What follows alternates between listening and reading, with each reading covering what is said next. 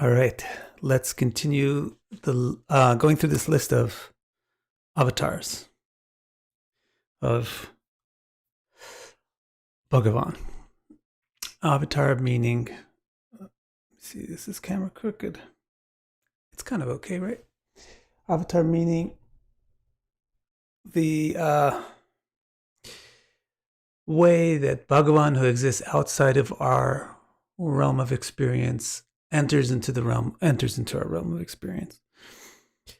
These are important because these are entry points for us to understand, to begin to grasp an entity that's existence is beyond our experience. So we started covering a list yesterday, and we're going to continue that list now. Brahma's giving this list to Narada. We are up to a avatar called Prishnigarbha. Prishnigarbha means the son of Prishni. Prishnigarbha is associated with the boy Dhruva. So Dhruva is very famous. So here's what Brahma says. Pierced by the sharp words of his stepmother, a small boy left his father's kingdom to practice austerities in the forest. And then this incarnation named Prishnigarbha, or refuge of Dhruva, granted the boy's desires by giving him a reward that the sages glorify from every angle. So that's a very important story that you'll hear in the Bhagavatam, the story of Dhruva. It's very interesting. Basically, he's a little tiny boy, had kind of an evil stepmother that broke his heart, and so he left his home and practiced austerities in the forest, and then got this darshan of Bhagavan and got something from that. That's amazing. So we'll hear that story at some point. Then the next incarnation or avatar is Pritu. This is another very important one. This one you'll hear soon. I think Dhruva,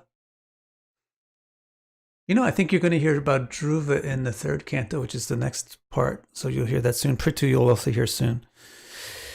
Here is Brahma's summary of Pritu avatar. When Vena strayed from the moral path, so there's this king named Vena, and he became really wicked. So when Vena strayed from the moral path, curses from the learned fell upon him like lightning bolts. Curses from the learned fell upon him like lightning bolts. So the Brahmins usually don't take part in politics, but when it gets really out of hand, they step in. So they stepped in and assassinated this king, destroying his power and fortune and casting him down, fulfilling everyone's needs. And then there was no king. Fulfilling everyone's needs, the all-attractive then became Vena's son, saved his father and saved the world by milking the land for all kinds of crops. So this story is also super interesting, and you'll hear the full story soon. The next avatar that Brahma mentions is Rashabadev, another very interesting avatar, and this story you won't hear for a while. I think it's not until the fifth. I think it's in the fifth section or maybe the sixth. We're currently in the second. But anyway, here's the summary of Rashabadev. Brahma says, incarnating as the son of Nabi and Sudevi, he became the best of all humans. Actually, that's what Rishabha means. The best. He attained equal vision. So equal vision is Samadharsana. It's what yogis and spiritualists strive to have. It means seeing everything with an equal eye, not having preference for A over B. He attained equal vision by practicing the yoga of absolute apathy. So this is one of the ancient yoga practices which was perfected by this avatar. So a lot of times avatars come to show you the way. Sometimes they come as Leela avatars to show you what Bhagavan looks like and smells like and tastes like, etc., what Bhagavan does. Sometimes they come to show you the way to comprehend Bhagavan. So Rishabha is one of those cases where he's showing one of the ways to become enlightened, which is they call it the yoga of absolute apathy. And by the yoga of absolute apathy, you become indifferent to every external situation. It's one way that doesn't really work anymore, but in other periods of history, it's viable, it's doable. Great souls try to follow his path and also become the topmost ones of humanity, self-reposed with pacified senses and completely free of all involvement with the world. So when you hear about Rashabadev, you'll hear all about this path and how he did this. And then there's another avatar called Hayagriva, which I'm not really sure that Hayagriva gets much of a spotlight in the Bhagavatam.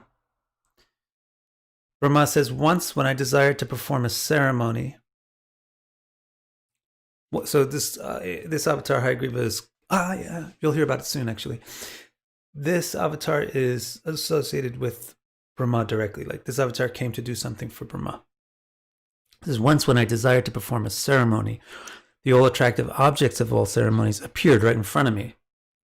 With the head of a horse and an extremely brilliant complexion, he breathed through his nose, and the vibration created the beautiful hymns used for ceremonies, the mantras that grant knowledge, and the prayers to all the gods. So Hayagriva is another example of an avatar who comes to establish a way of doing something, a way of self-improvement or a way of enlightenment. Rishaba, the previous one, came to show this path of detachment yoga, and then Hayagriva came to give the ammunition, you might say, required for rituals and ceremonies, the sonic ammunition. Thank you, Anna. Now, the next incarnation or avatar that he describes is Matsya. This is a very famous avatar. In fact, you might have the misconception that there's 10 avatars. A lot of people say there's 10 avatars. This is a misconception because Jayadev Goswami, who is a poet from, I think, the 12th century or something, just wrote a poem about 10 of the avatars. And those 10 avatars, maybe because of the poem or maybe before the poem, became the most well-known. But Vishnu has zillions of avatars. Matsya is one of those super famous 10 of them. Matsya is the fish. Varaha also is one of the 10, the boar.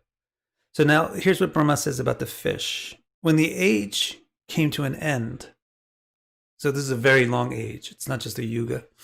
Brahma also has ages, which basically coincide with his days and nights, which I think entirely coincide with his days and nights. So he said, when an age came to an end, I became very afraid. But because all the Vedic paths I had spoken of were in danger of being forgotten in the fearsome floods. Manu then saw the all-attractive incarnate as a fish to protect all the living beings of the world as he enjoyed those dangerous waters. So what happened was, there's various ways that when Brahma sleeps, the universe that he creates disassembles. And then when he wakes up, it reassembles. So one time when it was time for him to sleep, he became worried that the Vedic knowledge that he worked hard to establish would get disassembled and lost. And then when he woke up, it would be gone. And there's water or whatever doing the disassembly of the universe. So Vishnu becomes this fish who acts as a boat. And the boat is able to carry records of the Vedas. That story is also in detail in the Bhagavatam. The next avatar that Brahma explains is Kurma. He doesn't explain, he just mentions Kurma. Kurma means turtle. Vatsya means fish.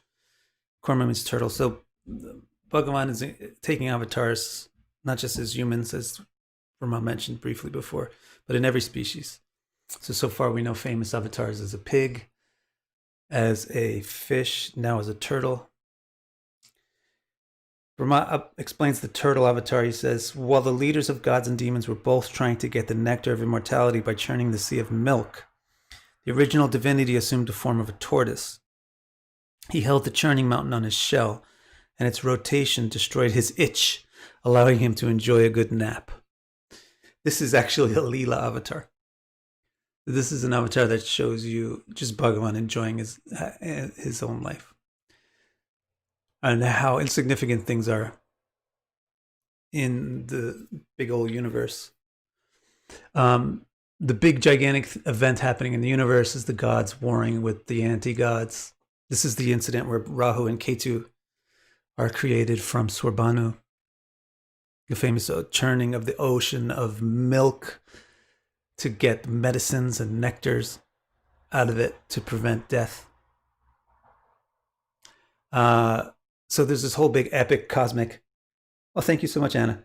So there's this whole big epic thing going on the cosmic scale. And the way that they have this gigantic ocean that they're trying to churn, like you churn milk to get butter.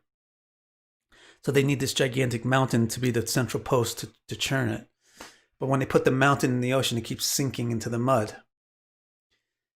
And the only one who can deal with this is Vishnu. So he appears as a turtle with a big shell on his back. Now, why would he do that? Because he's thinking, I got an itch on my back.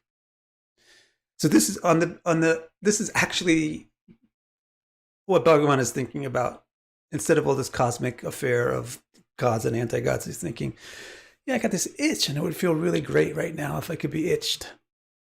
Now, this also gives you an amazing clue about reality, which is why is there things like hunger and thirst and tiredness and etc.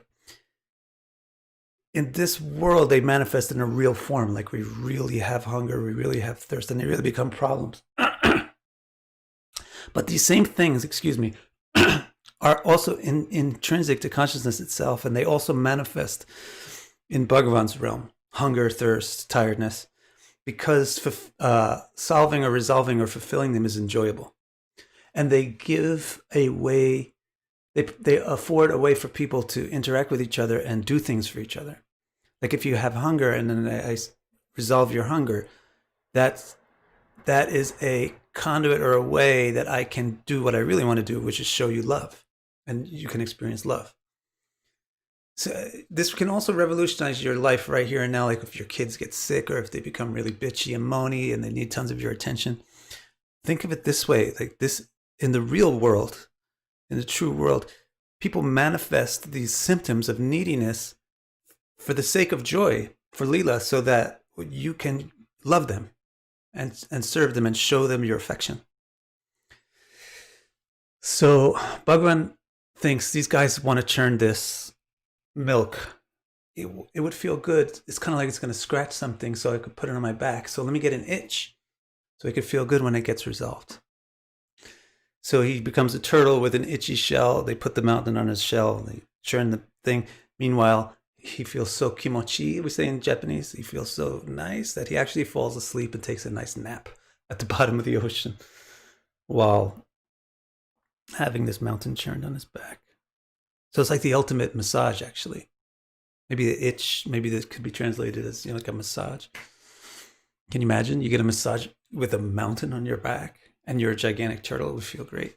Turtles have nerves in their shells, by the way. So that's the awesome avatar of the turtle. God is a turtle. Next is the avatar of Nrsimha, which is kind of an animal, but kind of a human. Nara Singha means human lion. Singh means lion and Nara means human. So then there's the human lion. This one is very, very famous. It's one of the 10 that Jayadev sings about, and it's a very, very popular one. What's Parashara Horror Shastra associates some of these 10 from Jayadev. This is how you know it's a recent work, honestly. Associates 10 of these Jayadev avatars with the planets, leaving out the last one, Kalki. So when the Nrsimha gets associated with Mars because it's divine anger. So Brahma explains this about Nrsimha. He says, he who removes the greatest fears of the three worlds, he who removes the greatest fears of the three worlds, took the form of a man lion. Leela. He who removes the greatest fears of the three worlds took the form of a man lion with frowning eyebrows. Frowning eyebrows. So he's angry. And a mouthful of fearsome teeth. This also, just like the Kurma Avatar shows you the reason why there's inconveniences in reality. and not to expect non-inconvenience and perfection. It should be inconvenience for the sake of action. Also, now the next avatar, Nrsimha, shows the turtle showed the purpose of inconvenience. The man lion shows the purpose of anger. And this is very akin to the message of Rudra and Rudra's nakshatras, Ardra and Mula. The use, the purpose of anger and violence and force. It has a purpose, it has a use. So this avatar is not smiling and taking a nap and all this stuff. This guy's got his eyebrows pointing down and he's furious and he's Mars-like. But he's the one who removes the fears of the universe. In order to remove something fearsome, you have to be fearsome. Like in many cultures, Japan and everywhere, you have a holiday like Halloween or something like that where you look fearsome to scare away the fearsome things. If you're not fearsome, you're not going to be able to deal with fearsome things in life. This is why a benefic planet in the 6th house is a weakness. It causes problems. It causes issues in life. And this is why a malefic planet in the 6th house is an asset. So he who removes the greatest fears of the 3 worlds took the form of a man lion with frowning eyebrows and a mouth full of fearsome teeth. The king of demons. The king of demons is Hiranyakashipu. Remember the first avatar that Brahma mentioned was Varaha. His brother was Hiranyaksha. And Hiranyaksha fought with Varaha. Hiranyakashipu was the one who mined all of the ores from the earth and then caused it to dissolve back into the ocean of causality. So Varaha restored the earth. Hiranyakashipu continued to exist on it. Later on, he's going to come again as Nrsimha to deal with Hiranyakashipu. So the king of demons swiftly attacked him with a mace, but the man lion's nails soon shredded the demon king who writhed on his lap. So this summary is missing the key point of Prahlad, who's the purpose and the reason why Nrsimha was angry. It's the same thing as the Ardra Nakshatra. Ardra Nakshatra tries to protect the innocent deer. So it shows anger to protect the innocent. In the same way, is this Prahlad is this very innocent boy being very mistreated by this demon king, and this makes Bhagavan super angry. Bhagavan appears as a man lion and rips the guy up.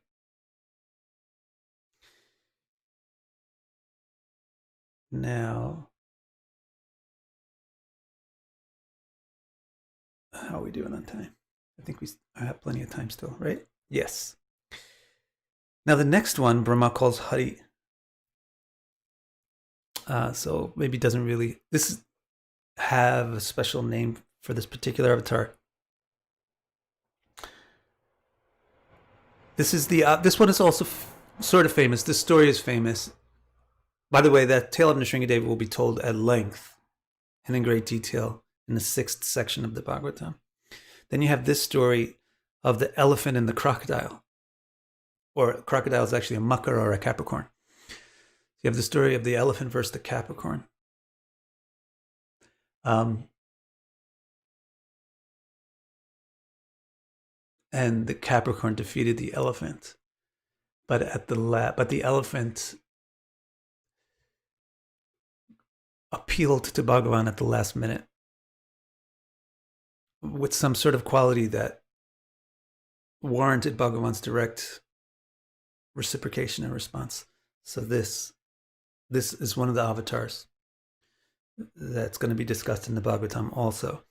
So here's Brahma's summary. He said, when a superior foe, that's the Makara, the Capricorn. When a superior foe dragged the Lord of Elephants by the leg into the river, the pain-stricken elephant held up a lotus flower and called out, "O original person, master of all, supreme topic." I like that name, supreme topic. Your name brings good fortune.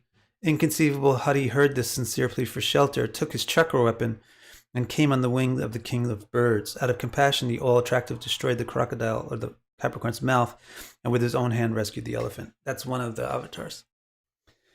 You'll hear this story briefly. I forget what what section of Bhagavatam it is. But it's not an early section. It's a later section. Next avatar that Brahma describes is Vamana, very important avatar, one of the famous 10.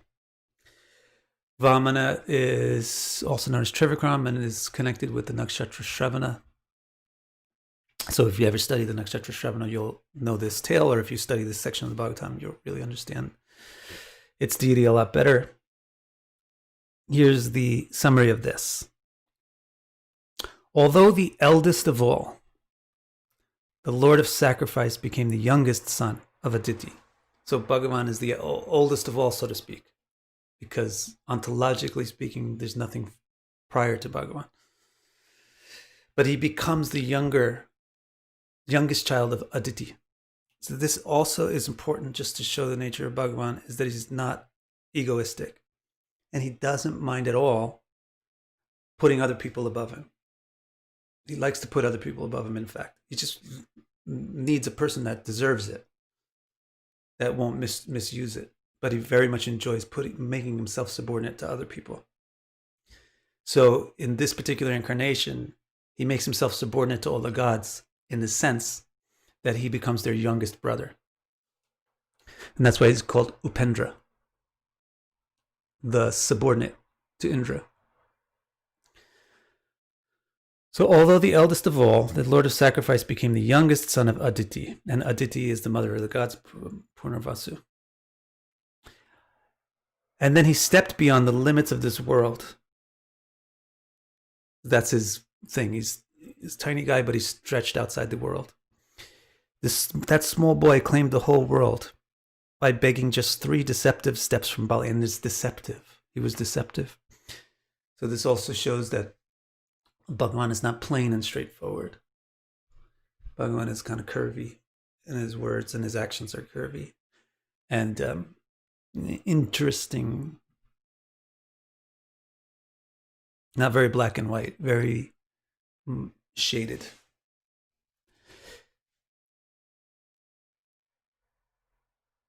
He begged 3 deceptive steps from Bali. This was deceptive, but it was plainly begged for and willingly granted, and thus did not transgress the moral path. So there's some discussion about that.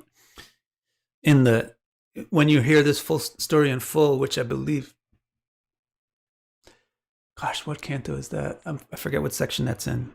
When you hear the story in full, there'll be a discussion, an argument, a debate about the morality of how Vamana handled the situation. The situation was Bali, the king of the anti-gods, was too strong. The gods couldn't contain him. And so they needed an avatar to deal with the situation. And the avatar also didn't want to directly confront Bali. So he just begged some land from Bali and then used the gift to take everything from Bali. Because Bali was so elevated in his character, he didn't protest at all. In fact, Bali is the grandfather of Prahlad, who's the boy that was protected. Now, this is another thing that reveals to you the character of Bhagavan is absolute impartiality. And how he's able to do 2 opposing things at once. Like he's able to give the gods what they deserve and also give Bali what he deserves. So he actually gave Bali paradise as well. He just took him to a special spot where he could wait without time passing, and then made him the next Indra. And you could see how impartial he is. And as Vamana, he's kind of, you could say, working against Bali. But as Nrsinga, he's protecting Bali's family. He's protecting the demons as Nrsinga. I mean, Prahlad was the king of the demons too. He's inherited the kingdom of the anti-gods. But in that story, Vishnu protects him. And in this story, Vishnu takes everything away from his grandfather. So Vishnu is impartial. He's just partial to love. And wherever it comes from, he's going to respond to it. He doesn't care if it comes from a black person, a white person, a red person, a god, an anti-god, a human, an ant, a man, a woman. He's going to respond to the love.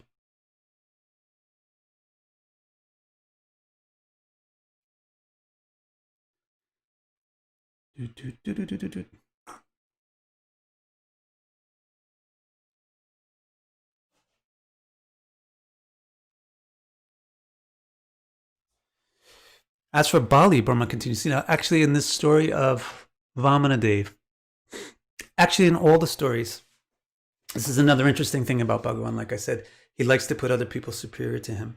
He just looks for a person who deserves to do that. The actual word Bhagavatam, you can say, like I have said in the title of the translation, is Beautiful Tales of the All Attractive, but actually, technically speaking, it can mean, the word Bhagavan is in a possessive case. So it can mean that the tales are about Bhagavan, but it can also mean it's Bhagavan's devotees that the book is actually about. That Bhagavan is actually not known directly, but by knowing those who know him.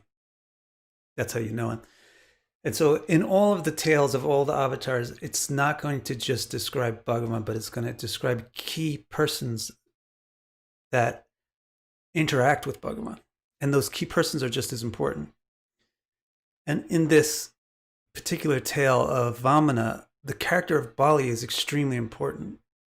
Like the avatar of Vamana is almost a proper or stage to show the character, this exalted character of Bali,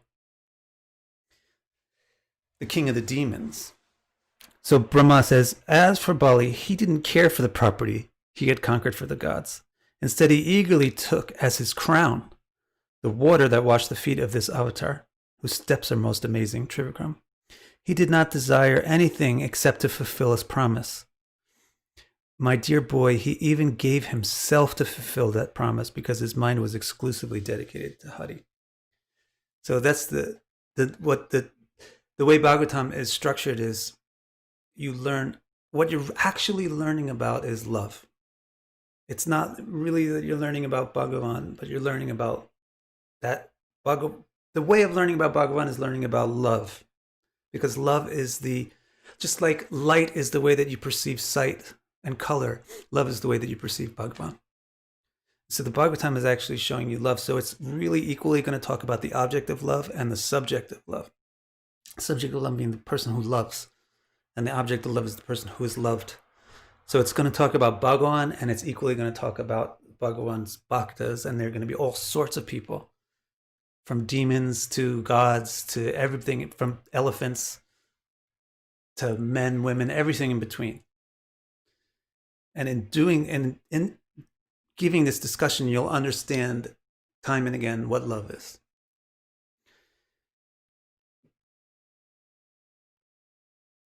So the next avatar, let's see how much time we got. A couple of minutes. Let's see if we can get to Rama, because there's a large section devoted to Rama and then a very large section devoted to Krishna. So if we could save that for tomorrow and get up to that today. We only have 4 avatars left to get to that spot. So the next avatar is called Hansa, which means swan. My daughter and I, sometimes my wife, we take a short walk, and there's a man-made lake over there that has lotuses in it and the swans. The swan family, and they had these 2 little babies recently. When I first went and saw them, I just saw the man. I thought, wow, there's 1 swan living in this lake. Then we went back the next time, and I saw the mom with her 2 babies. Then I realized why I didn't see her the first time, because she was sitting on the egg somewhere safe. So it's been interesting to go back there and see these swans and how white the feathers are. So there's one avatar of Bhagavan when he becomes a swan. And this apparently is, I don't know that much about this avatar, and I don't think it's described in too much length in the Bhagavatam, but here's Brahma's summary of it. Completely satisfied by your extremely intense affection, the all-attractive incarnated to speak to you. He taught you how to understand mysticism and philosophy in the excellent, fully illuminated, and detailed manner that reveals pure devotion to Vasudev's son.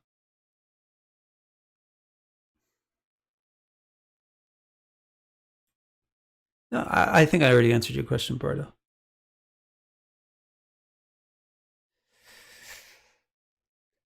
So the Hamsa is an example of an avatar who comes to establish a way to proceed, a way to make progress. He comes to explain some things to Narada, and he especially explains about bhakti to Narada.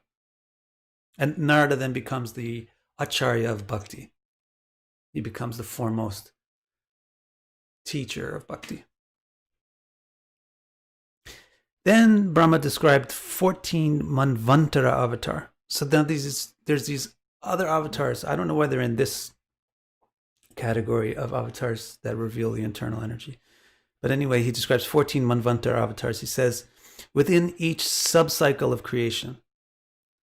So there's cycles and sub-cycles. The sub-cycles are connected with Manvantara, which are Manu-based. So there's these Manus who are like, every time the human race is periodically destroyed and recreated.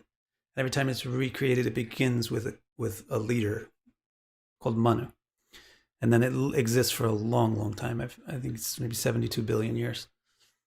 That's just the number off the top of my memory. I'm not sure if that's accurate. I don't know how the Uttara Bhadrapada and Narada is connected. So the Manvantaras, they have a specific avatar for each one. Within each subcycle of creation, he appears in Manu's dynasty. His power, like that of his chakra, is unconquerable from any angle. With it, he maintains the world and subjugates vile leaders. His famous deeds are gloriously established in all the three worlds and beyond. Then you get Dhanvantri. Brahma described Dhanvantri. You may have heard about this guy, especially if you're into Ayurveda. Dhanvantri also is an example of an avatar who establishes the way to do something. This is the way to be healthy, actually. So Dhanvantara comes and explains how to be healthy. And in so doing, he explains surgery and medicine and stuff like that. So the all-attractive, who is certainly fame itself, became the avatar named Dhanvantari. Using his portion of the reclaimed nectar, he quickly removed disease from ever-ill humans by teaching the science of medicine. So you'll hear the story of Dhanvantari briefly in Bhagavatam. And then finally for today, the last one we'll cover today is Parsharam, a famous avatar because Jayadev included him in the poem about the 10 avatars. Parsharam Shastra connects Venus to this avatar, which is interesting because Parashu means an axe and Rama means pleasure. So it's like axe pleasure. And this avatar is actually quite martial. So it's very interesting that this book, Parsharam Shastra, connects it to Venus. So let's see if you can figure out why. Let's see what Brahma gives for the description. When the hell-bent government strayed from the moral path by controverting the spirit of the law described by philosophers, the great soul turned them into oil and a sacrifice to their own fate. How cool is that? The way of describing this. With his very sharp, horribly powerful axe, he uprooted those thorns from the earth thrice 7 times over. So a lot of times you're going to hear that leaders in government go bad. They always do. We know it. And occasionally, and in certain yugas and periods of times, that's not supposed to be the way it goes. It's certain periods of times, like now, it's what's supposed to be happening right now.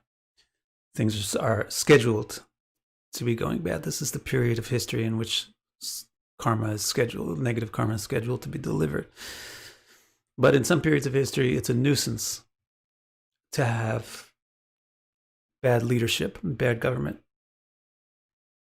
So in particular, what happened was the warriors started just having wars because they like to fight. And Vishnu became this Brahmana who's a philosopher who didn't like that. So what he did was, instead of just dedicating himself to logic and philosophy and debate, he went and he learned martial arts. So he became a scholar of martial arts. And then with what he learned from martial art, he went and attacked these warriors. Now, why is he associated with Venus, the planet of peace and love? It's very similar to Nrsingadev, Narsingha, and how he is using anger. He's very angry because there's a wrong being done. And he's going to get rid of that wrong using anger. So similarly, Parsharam want to learn how to fight because these warriors are doing too much fighting. So he's going to go and kill them. And apparently his solution was, and you could maybe say it's not the most effective solution because he had to do it 21 times. So he had to wipe out all these warriors. Then they still reformed and started doing their stuff again. And he did it again. And he did it again. He had to do it 21 times before he finally exhausted all this fighting spirit from the warriors. So that's the thing. Why he's associated with Venus is because what he's trying to do is to exhaust the fighting spirit. All right, that's all we'll do today. We've covered all of the avatars that Brahma really describes only in a paragraph or two. There are now 2 avatars that are going to come, Rama and Krishna, that Brahma is going to give a much longer description of what they do.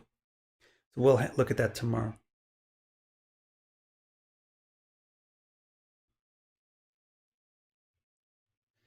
Any question about any of these guys?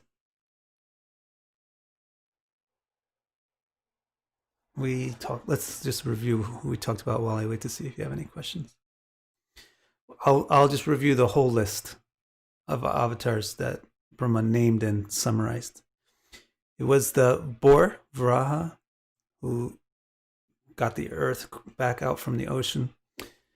Then he became Dattatreya, Kapila, who explains self-realization to his mother, Dattatreya, who purified the kings.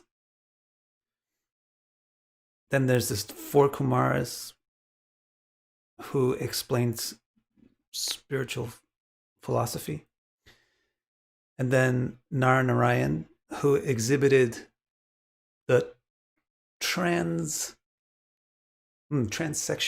like not transsexual as in transgenderal, but transcendental sexuality,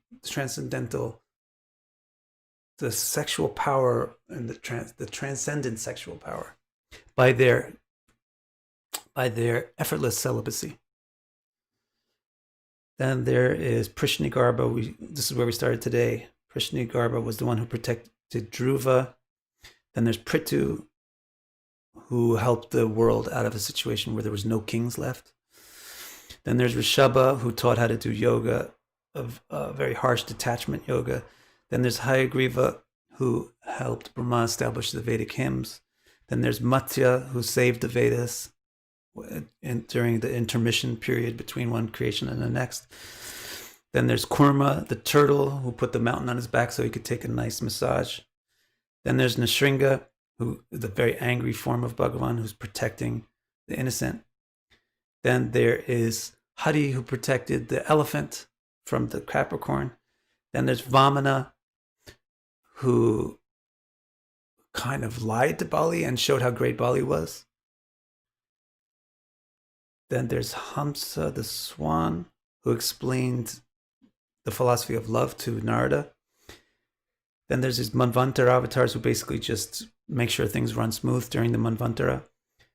Then there's Dhanvantri, who established the medical sciences. Then there's Parsharam, who curbed down the ill tendencies of warriors. Next, we're going to hear about Rama and Krishna. So today's Wednesday, right? So at the very least, we'll get to Krishna on Friday. Okay, guys. Thank you so much. I'll see you tomorrow.